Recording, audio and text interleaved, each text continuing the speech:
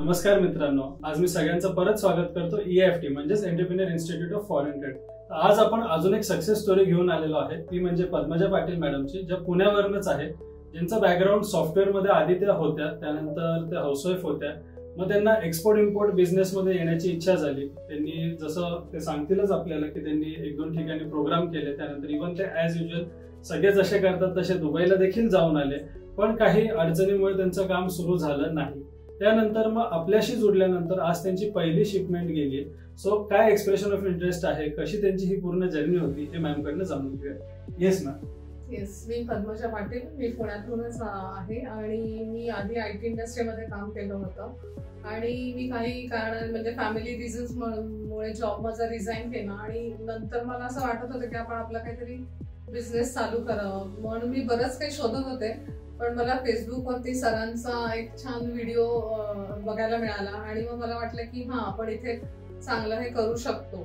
आणि मग मी नंतर अंकिता मॅमना कॉल केला, त्यांना येऊन इथे म्हणजे ऑफिसमध्ये भेटले, सरांशी बोलले, मग मला कॉन्फिडन्स आला की इथे आपल्याला जे हवं आहे ते मिळू शकेल म्हणून। आणि मग जेव्हा होता सेशन्स ते तर अतिशय छान होते, म्हणजे त्याच्यामध्ये आम्हाला जे काही आपल्याला प्रॅक्टिकली करावं लागतं या इंडस्ट्रीमध्ये एस्टॅब्लिश होण्यासाठी, त्या सगळ्याचं अगदी एंड टू एंड एकदम चांगलं ट्रेनिंग मिळालं। आणि प्रॅक्टिकल सेशन्स मध्ये तुम्हाला बेसिकली काय शिकायला भेटलं? लाईक जे आपले 3 वीकचे सेशन्स होते, टास्क होते, तर असं जो आम्ही म्हणतो नेहमी की हा सेटअप फक्त आमच्याकडेच आहे आणि तुमचे जे काही आधी अनुभव होते, तुम्ही जिथे प्रोग्राम्स केले कम्पेअर टू दिस वन, तुम्ही जे काही प्रॅक्टिकली काम जेव्हा करत होते सेशन्स मध्ये, सो त्याच्यात तुम्हाला काय काय आमच्याकडनं शिकायला? मी कुठं शिकले नव्हते आणि मला याची अजिबात माहिती नव्हती आणि मला नाही वाटत की इथं जे शिकवलं जातं ते बाकी कोणी शिकवत असतील।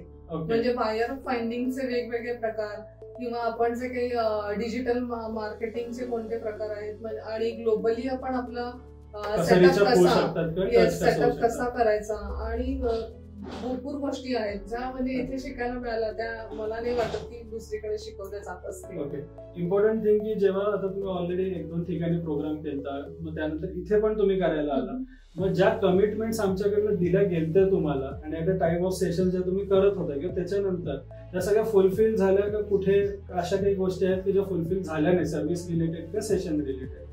नाही, असं तरी नाहीये। म्हणजे जे काही कमिटमेंट आधी झाल्या होत्या त्या पूर्ण सॅटिस्फाय पूर्ण झाल्या आणि आत्ताच माझी तुमच्यासोबत एक ग्रुप शिपमेंट झाली, त्याचं सुद्धा जे काही सुरुवातीपासूनचं जे काही ट्रेनिंग आहे ते पण चांगल्या प्रकारे मिळालं।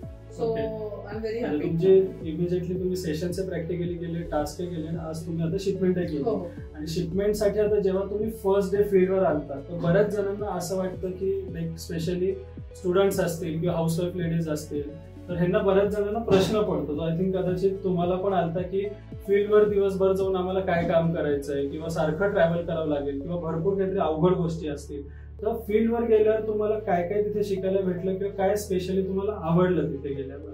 बनानाचं शिपमेंट करताना आपण टेंभुर्णीला तिथून सोर्सिंग केलं, सो आपली तिथे हे झाली फार्म व्हिजिट आणि तिथे म्हणजे आपण जेव्हा पेरिशेबल गुड्स मध्ये एक्सपोर्ट करतो तर ह्या गोष्टी किती केअरफुली करणं आवश्यक आहे आणि त्याचं जे काही क्वालिटीचे जे काही पॅरामीटर्स आहेत ते किती बारकाईनं आपल्याला कळणं आणि ते समजणं किती आवश्यक आहे, हे तिथे जाऊन चांगलं म्हणजे तुम्ही आम्हाला एक्सप्लेन केलं आणि we are totally happy for that. Okay, even शिपमेंटच्या वेळेस आपण तिथनं कोल्ड स्टोरेजला गेलो जिथे स्टफिंग एरिया सगळं असतात आणि आय थिंक तुम्ही मागे म्हणला देखील होतं की तुम्ही ऑलरेडी कोल्ड स्टोरेज वगैरे व्हिजिट केलेलं मुंबईला।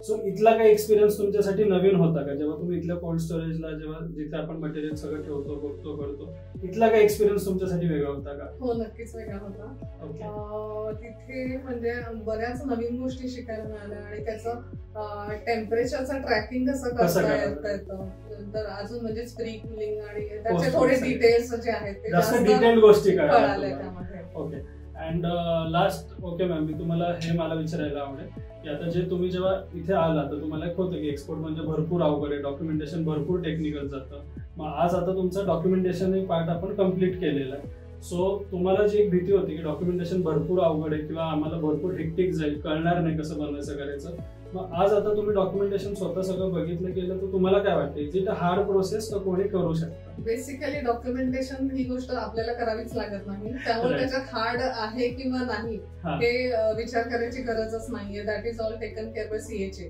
फक्त तो राईट कसा सीएचे चूज करायचा ते पण आता आम्हाला तुम्ही शिकवलं. सो म्हणजे आता ते एकदमच इझी वाटतंय.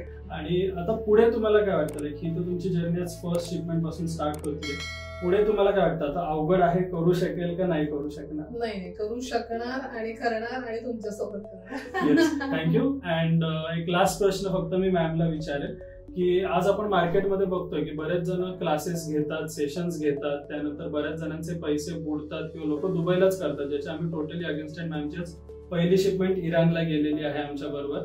तर मी मॅमलाच हे विचारेल की तुम्ही लोकांना हा मेसेज काय देऊ शकतात, कारण की आज माझ्याकडे भरपूर जण येतात की ज्यांनी दुसरीकडे प्रोग्राम्स केले, दुसऱ्या ठिकाणी पैसे लावलेत आणि पैसे टोटली बुडालेले किंवा 100% अमाऊंट आलेल्या नाहीत, अशा आमच्याकडे भरपूर केसेस येतात. सो मी मॅमना विचारेल की आज ते बेसिकली लोकांना काय मेसेज देऊ इच्छितात? मी असा देईन मेसेज की you get connected with genuine people and EIFT is a genuine institute and you get connected with them and they will support you till end. Okay, yes, thank you.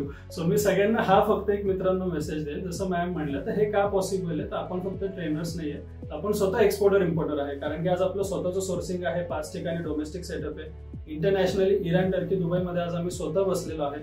So start to end पूर्ण export import आज आम्ही स्वतः करतोय. We are into retail and e commerce also.